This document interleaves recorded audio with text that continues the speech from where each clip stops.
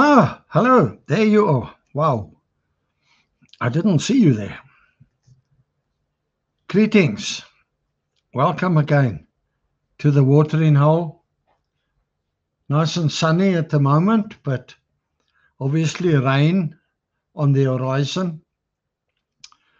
I'm Peter Warren, and as per usual, we're going to have a good time together today around the refreshing living waters of God's truth in His Word. Now, Paul's letter to the Ephesians in chapters 5 and 6 contains over 60 verses on the conduct of a Christian. Now, I've put together two messages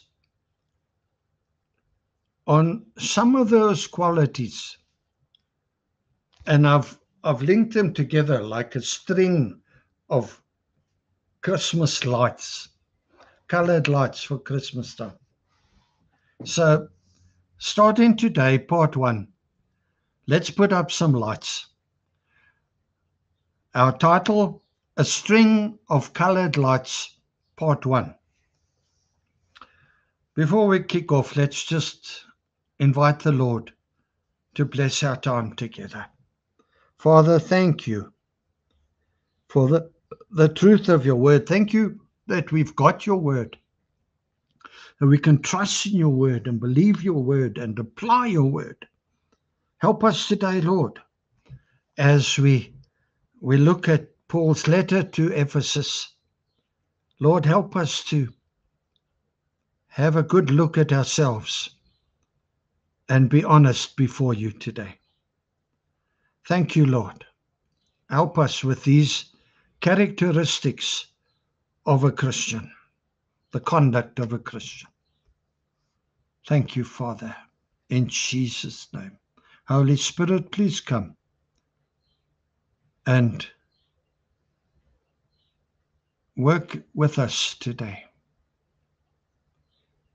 Amen. So, a string of colored lights, part one. I read Ephesians 5, verse 1 in the NET. This is what it's all about. Therefore, be imitators of God as dearly loved children. Imitators of God as dearly loved children. So, these characteristics are what God is like. Number one, innocence. Ephesians 5, verse 1 and 2 that I've just read. Imitators of God like dear little children. Now, we all know how little kids copy what mom and dad do and say. Psalm 90, verse 17 describes the unusual blend of the sweetness of the Lord and the innocent success, the success wish of the believer, that you want to succeed in the ways of the Lord. Psalm 90, verse 17. Now, is this also what you are looking for in your own heart? That means that we are able to do what God did in showing his kindness. Let's read it, Psalm 90, verse 17 in the ISV. May your favor be on us, Lord our God. Make our endeavors successful. Yes, make our endeavors secure. You see, we want to imitate God, and we want to imitate him successfully and reflect him, represent him accurately. And one of those ways is through innocence. Number two, cleanliness. Ephesians 5 verse 3. Remember, we're looking at chapters 5 and 6 of Paul's letter to Ephesus. Verse 3 in CEV, you are God's people, so don't let it be said that any of you are immoral or indecent or greedy. Now, everything that cannot bear the light of God must not have room amongst us. There's no place amongst us for those kinds of things. The word greedy here means bodily greediness in sex or food or in general behavior. A gimme, gimme, gimme, gimme mindset. Devouring selfishly instead of tasting correctly and modestly. Yeah, preaching to myself too here. Love always seeks the good of the other, even at its own expense. The things that are mentioned here are only looking for ways to fulfill their own selfish desires. Those are sins where one enjoys himself or herself at the expense of someone else. The Lord says, don't even speak of such uncleanness. Number 3, carefulness. Ephesians 5 verse 4 in the CEV. Don't use dirty or foolish or filthy words. Instead, say how thankful you are. Psalm 141 verse 3 in the Passion Translation. God, give me grace to guard my lips from speaking what is wrong. You can do it, but it takes grace. You need to accept that you need grace. You need to ask for grace. Psalm 141 verse 4 in the ESV. Do not let my heart incline to any evil, to busy myself with wicked deeds in company with men who work iniquity. Let me not eat of their delicacies. Eat of their delicacies. The devil lays a tempting table. It wouldn't be tempting if it wasn't nice. Remember, sweet to the taste, but poison to the heart.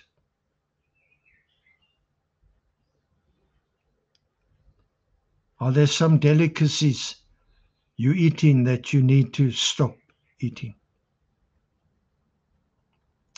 Number 4, intelligence. Conduct of a Christian. Intelligence. Ephesians 5 verse 6 in the ESV. Let no one deceive you with empty words. For because of these things, the wrath of God comes upon the sons of disobedience. Empty words, empty arguments. Beware of people who speak what sounds intelligent, but what is actually meaningless. You can be deceived by empty words, empty arguments that conflict with the scriptures. The war of words is on, my friend, in this day and age, especially in the media and on social media. Certain words you're no longer allowed to use. Certain words you have to use. Bullman, use your Holy Spirit alerted intelligence and do not be fooled. Number 5, separateness. Ephesians 5, 7-8 in the ESV. Therefore, do not become partners with them, for at one time you were darkness, but now you are light in the Lord. Walk as children of light. 2 Corinthians 6, verse 17 in the ESV. Therefore, go out from their midst and be separate from them, says the Lord, and touch no unclean thing. Then I will welcome you. You see, pretty much, don't sit at the world's table. Don't share their menu. God will dwell in the midst of his people. He will walk among them. That's why his people cannot associate with the world. You're in the world, yes, but you're not of the world. You need to be holy, set apart, different. His people must be radically separated from the world and from everything found therein. Now there's a sweeping statement. Do you know why you have to avoid those connections? Because of what you were in the past and what you have now become.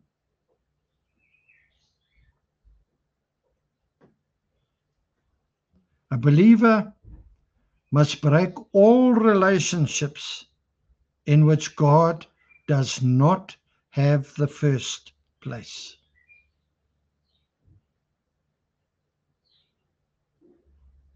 Now, obviously, evangelism is putting God first. A fine line, be wise. Relationships in which a believer carries responsibility together with an unbeliever and therefore has to compromise. That's what I'm talking about. That must stop.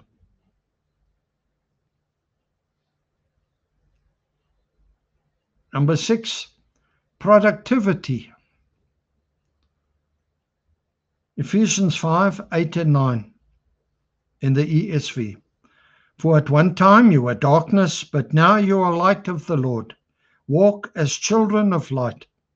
For the fruit of light is found in all that is good and right and true. The fruit of the Spirit in God's orchard has 3 types: goodness, righteousness, and truth. The devil tries to spoil, to sour the soil of your heart, to spoil your crop of fruit. He wants to infest your life with bugs and blights of every kind to cut down your productivity. This fruit of the Spirit is not because of your efforts and is neither a result of some performance you delivered. No. Bearing fruit is not what you do. It is about what you are and where you stand. Say that again. It's not about what you do. It's about what you are, whose you are, and where you stand. If you walk in light, you are in God's presence. And 1 Corinthians 3 verse 7 says, then God gives the increase. And those are the only colored lights I want to put up in this message. We'll continue in the second message. But the light bulbs we've connected so far: innocence, cleanliness, carefulness, intelligence, separateness, and productivity.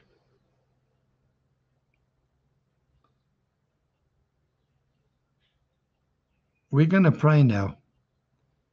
And if there's something there that I've said that has touched a chord, struck a note in your heart, there where you are, let's just respond to God. None of us is perfect. We're all works in progress, but we need to keep progressing. Don't shut down for the holidays. No. Stay under construction. Stay on the site. Let the Holy Spirit work. Let's just pray. Father, we know that the next chapter of our life is not yet written. We choose to partner with you, to come into line with your word.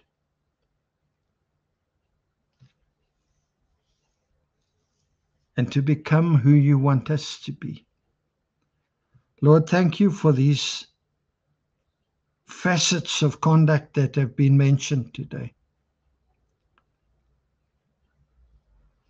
Lord, we obviously nowhere near. But thank you, Lord, that we can take what you offer to us.